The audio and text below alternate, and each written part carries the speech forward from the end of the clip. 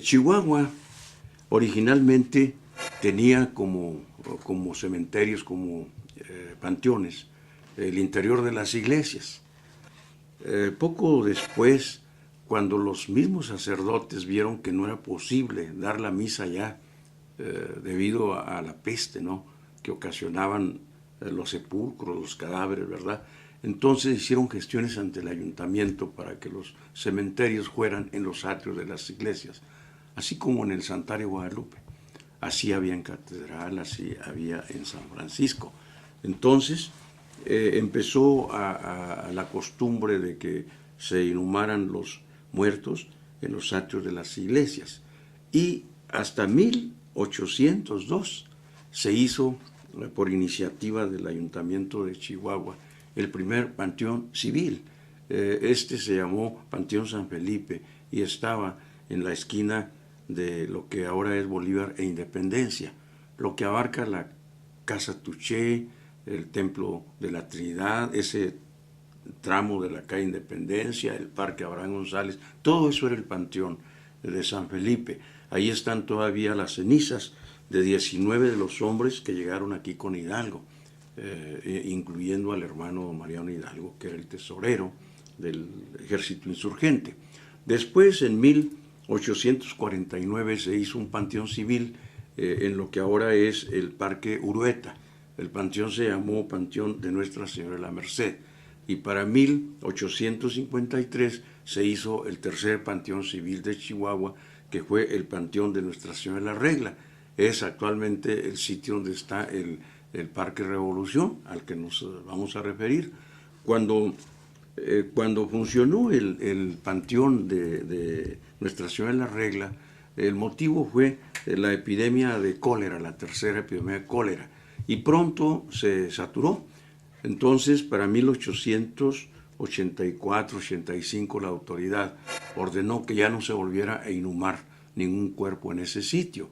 Pero en la Revolución ya no se respetó este ordenamiento de la autoridad y se siguieron sepultando personajes de la Revolución. Es el caso, por ejemplo, de don Abraham González por órdenes del general Francisco Villa. Entonces, fue hasta 1919 cuando se clausuró definitivamente el Panteón de Nuestra Señora de la Regla. Entre los años de 1914 y 1915, el poder, ¿verdad?, en el estado de Chihuahua estuvo a cargo del general Francisco Villa. Era una zona militar.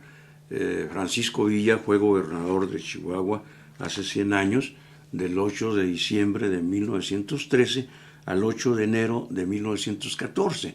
Pero todo el 1914-1915, él siguió siendo el factotum, o sea, él mandaba, él ponía a los mismos gobernadores, a Chao y a Fidel Ávila. Entonces, entre 1914 y 15, el general Villa ordenó que en el Panteón de Nuestra Señora de la Regla se construyeran dos monumentos. El mausoleo que usted conoce, que era la voluntad de Villa que ahí se le sepultara a él, cuando muriera, y el otro monumento para sus generales.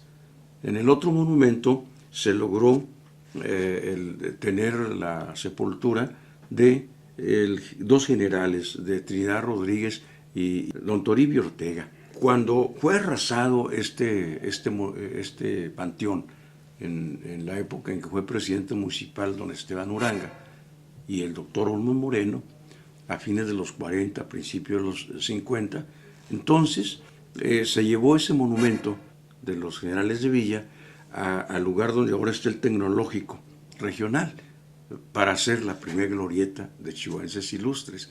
En 1956 el gobernador Lozoya Solís ordenó que se cambiara la glorieta a la Ciudad Deportiva, a espaldas del gimnasio Revilla. Entonces ahí se volvió a colocar ese monumento que había servido a Ortega y a Rodríguez, los generales villistas. Y el mausoleo de Villa ahí siguió. Este monumento al que me refiero actualmente está en el nuevo campus de la universidad.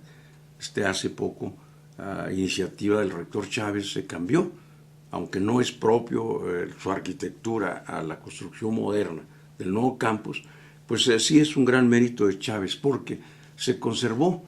Si se hubiera dejado abandonada la deportiva, ya estaría destruido. En cambio, el mausoleo de Villa siguió en el mismo sitio como un ícono del Parque de la Regla. Ese lugar fue construido con intervención principalmente de un cantero que era amigo de Pancho Villa, parralense, don Romualdo González. Intervino también un artista italiano, y las pinturas las contrató o las ordenó el general Villa a un hombre que murió aquí en Chihuahua siendo maestro del Instituto y de la Normal, don Hilario Berumen, un excelente pintor. Don Hilario Berumen fue mi maestro. Entonces, Villa, entre el 14 y el 15, manda a construir eso, contrata gente muy capacitada para que lo realizaran, por eso es una obra tan bella. Dentro hay un ángel de mármol de Carrara, que es hermoso, es muy chico, felizmente está ahí, no se lo han llevado. El caso pues del mausoleo de Pancho Villa fue la voluntad de él, que construyeran ese monumento para cuando muriera tuviera donde descansar su cuerpo y su alma.